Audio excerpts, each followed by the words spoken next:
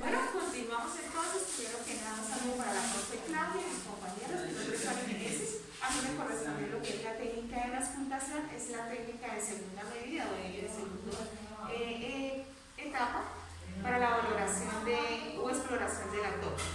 Vamos a explicar la técnica. Primero que nada, vamos a utilizar un instrumento que se llama el fonendoscopio, también llamado estetoscopio, ¿cierto? La manera de colocarlas es que las orejitas de los auriculares vayan hacia adentro, ¿cierto? Esa es la manera de colocarlas. Bueno, entonces, la técnica consiste, pero yo me lo voy a colocar acá porque el ruido no me deja.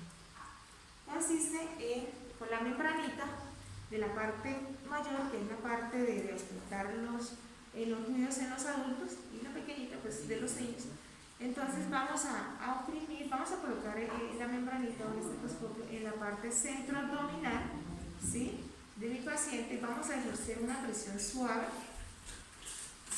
mientras el paciente va respirando normalmente, pues, lentamente.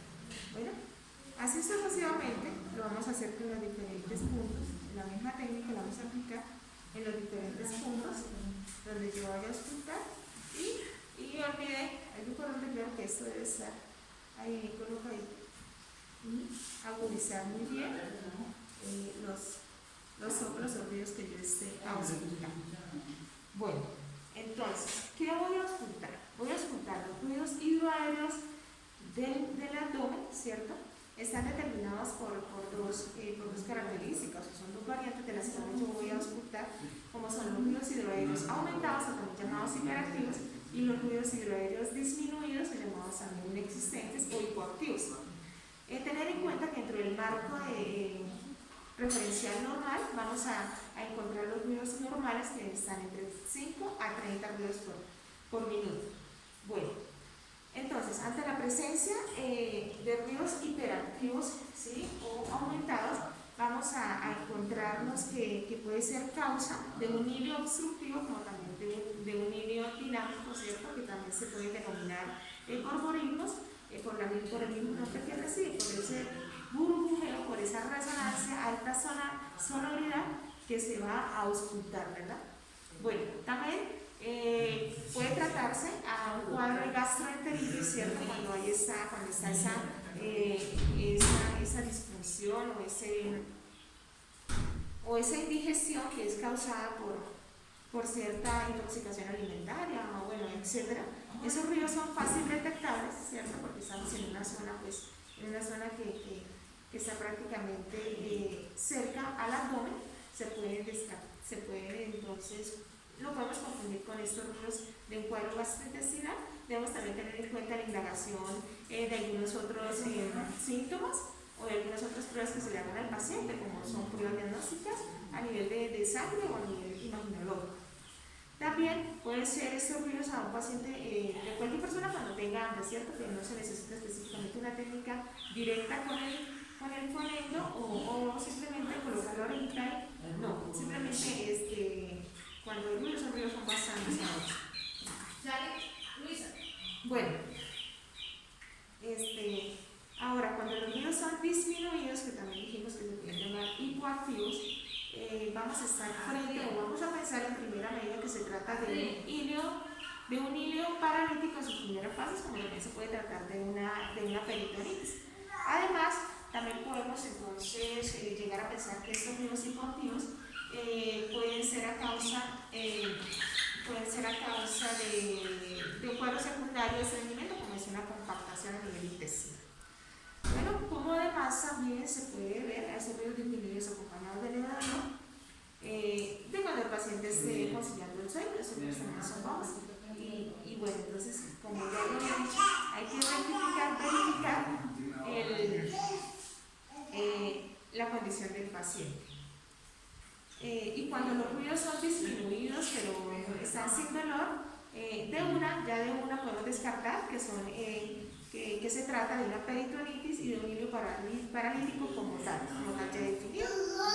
Repito, entonces se deben mirar otras pruebas de diagnósticos y bueno, aplicamos aquí también la técnica de inspección, en donde ya miramos que el abdomen va a estar, pues, de una consistencia dura, su piel tersa, bueno, entre otros síntomas. Bueno, aprovechando que mi paciente ya está acá posición dorsal, posición supina.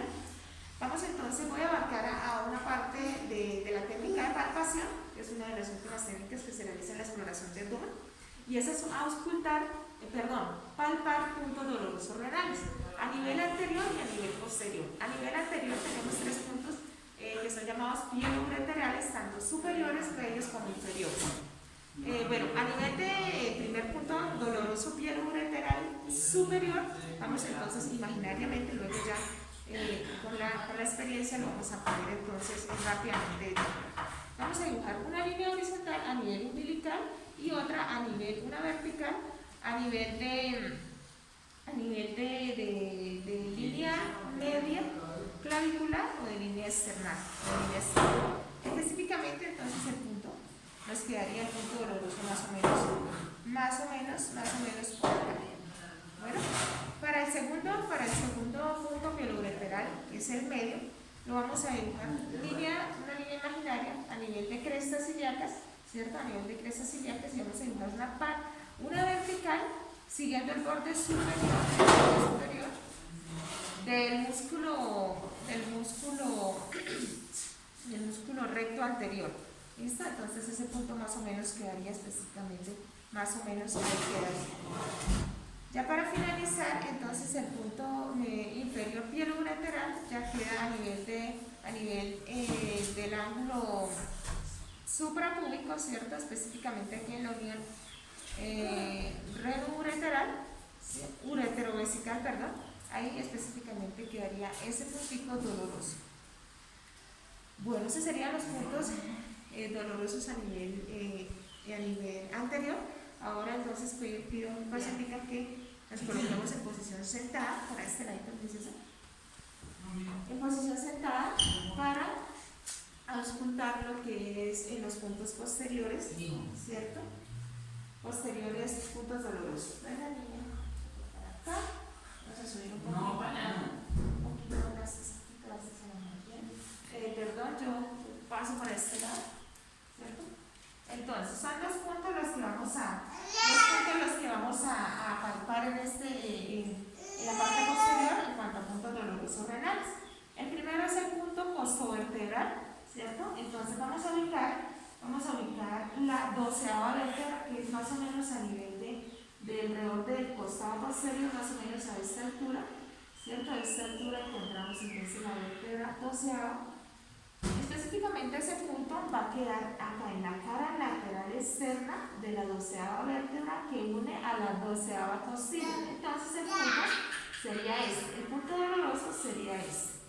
Ahora, para el segundo punto, que es el costo muscular, entonces ya es pegadito. Quedaría debajo de la 12ª costilla, por debajo de la 12ª costilla, pero va a quedar sobre el músculo, ¿sí? El músculo masa paravertebral, o sea, sobre esa parte. Sobre esta parte quedaría el punto doloroso costo muscular y el costo vertebral quedaría en este punto.